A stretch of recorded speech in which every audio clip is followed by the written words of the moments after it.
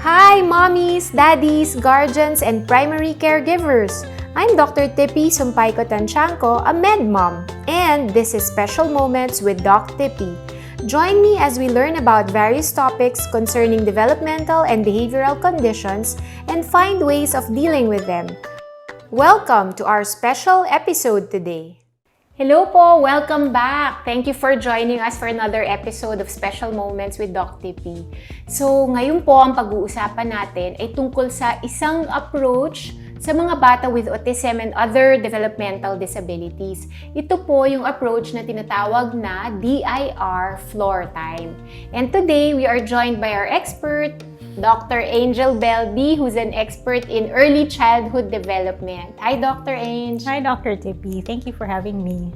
Ayan, okay. So, pag-usapan natin, ano ba itong DIR na to? Or ano nga bang ibig sabihin ng DIR to begin with? Actually, ang DIR, it's actually a concept. So, ang sinasabi niya is, it's a way to make a profile of our children and how to approach them and help them, especially those that are having developmental delays.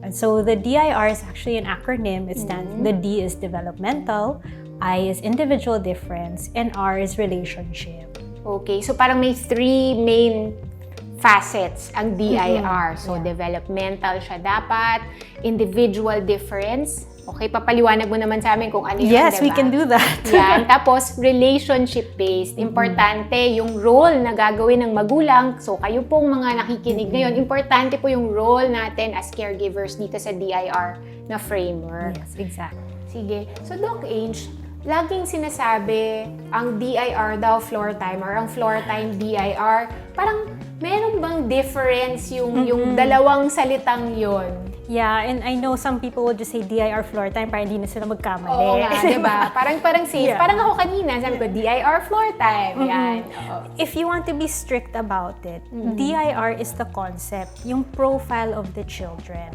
Yung floor time natin, yun yung paano tayo maki-interact with the child.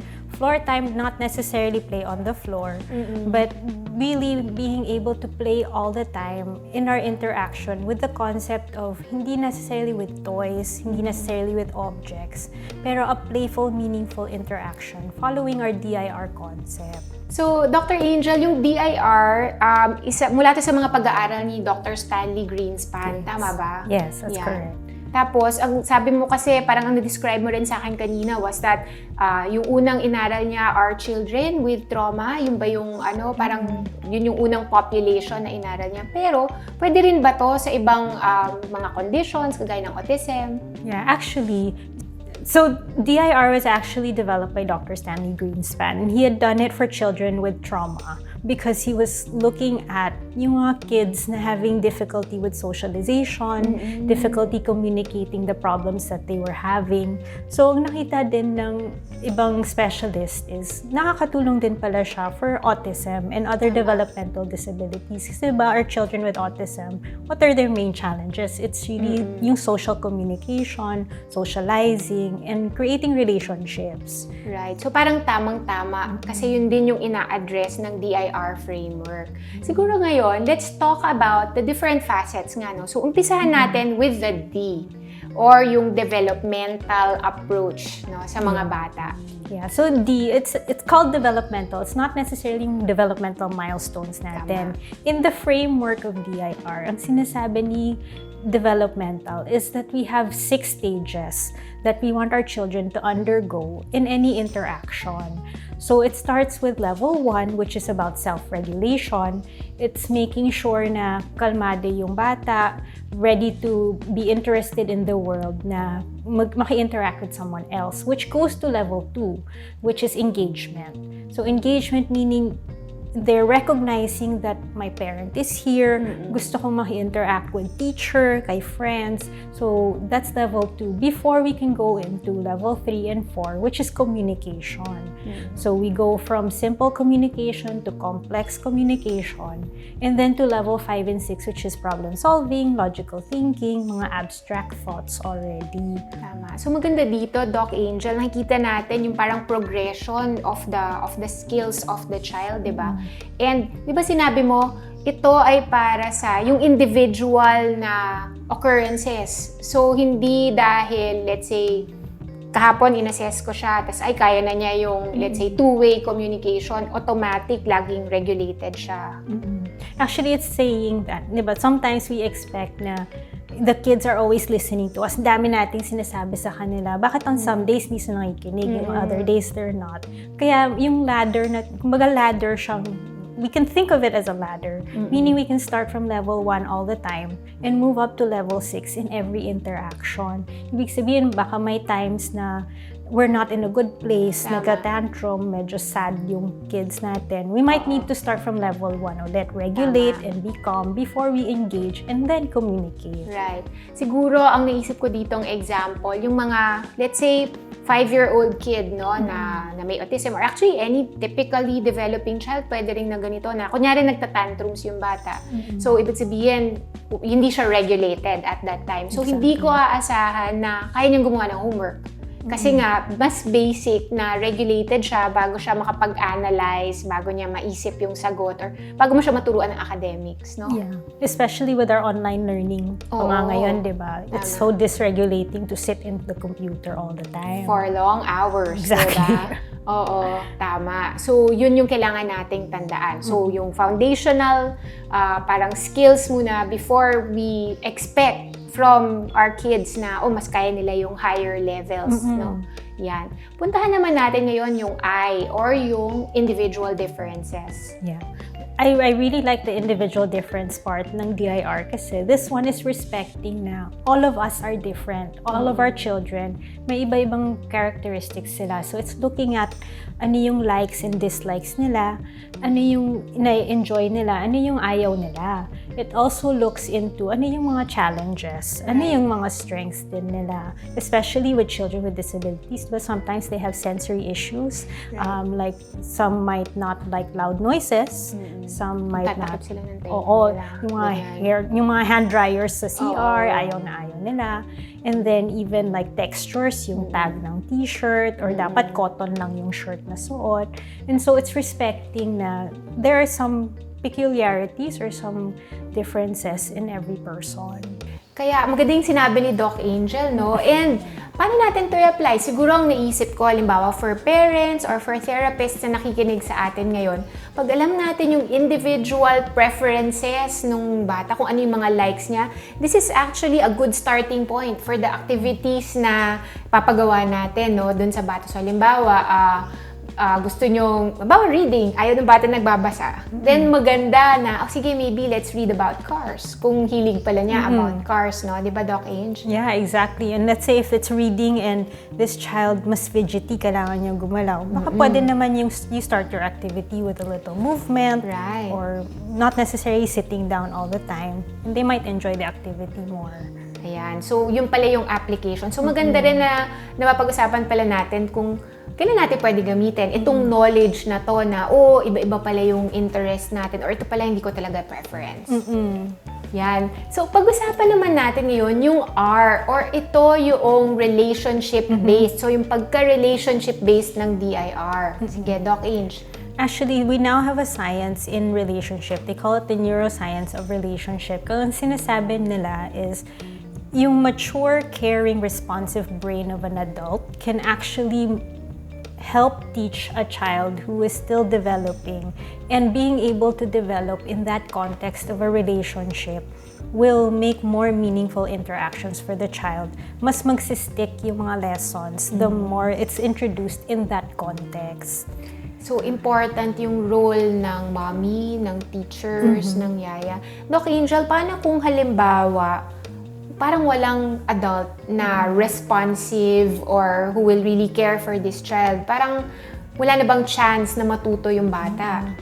Actually, may chance pa rin naman. It's that we want all children naman talaga to be within an environment na caring and loving.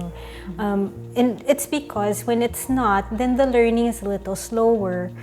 Sometimes it really takes a lot longer.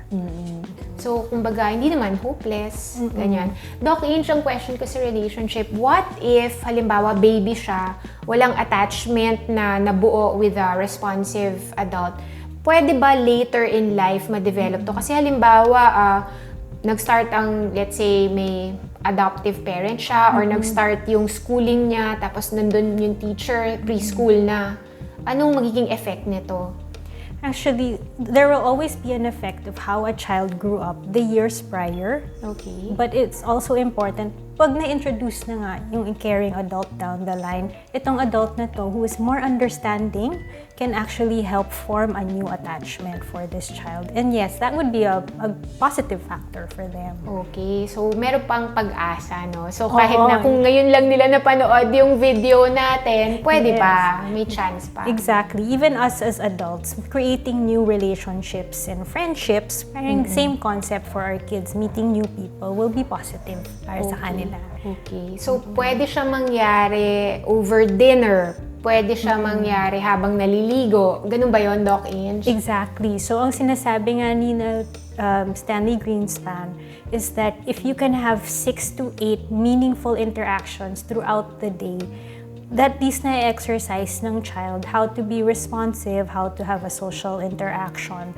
So that means you can do it while playing, you can do it while eating, you can do it while taking a bath, singing songs while brushing teeth. These are all opportunities. I think yun yung maganda rin, di ba, about the pandemic. Kasi parents are now in the home with their child and it actually gives them that longer time spent with their children, di ba? Exactly.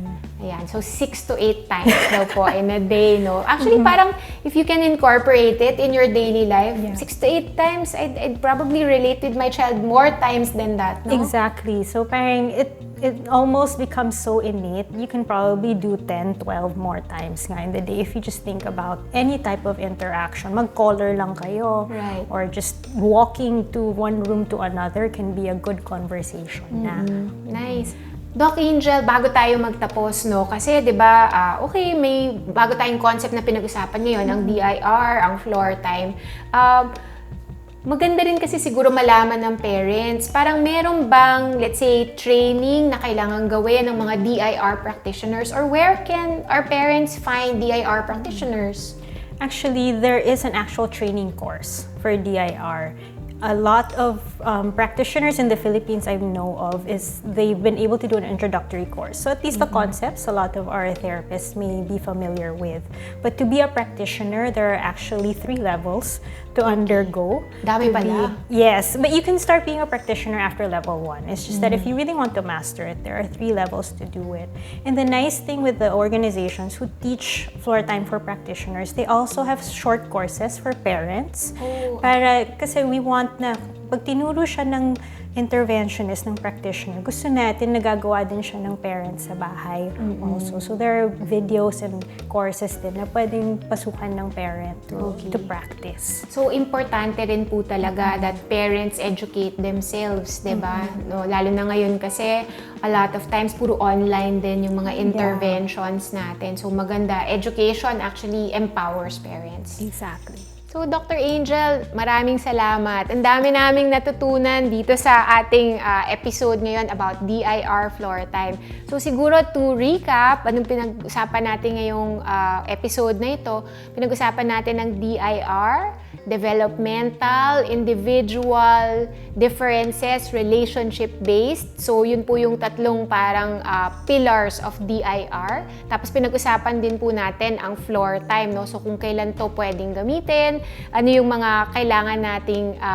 tandaan kapag makikipaglaro tayo sa ating mga anak or mga inaalagaan natin. So, Dr. Angel, maraming salamat ulit. Yeah, thank you also. This was fun. And hopefully, what we can remember is that floor time is actually a fun time for both the child and the caregiver and the adult. Ayan. So, we will have fun. Thank you for joining me today. If you have questions and comments, feel free to drop a note in the comment section below. And if you enjoyed this episode, don't forget to like it and share with your friends. You can also subscribe to our channel if you wish to learn more about developmental disabilities. Hope to see you again in our next episode. This is Dr. Tippy, a med mom, thankful for special moments that truly matter to us. Remember, every moment is special and should be cherished. Have a great day!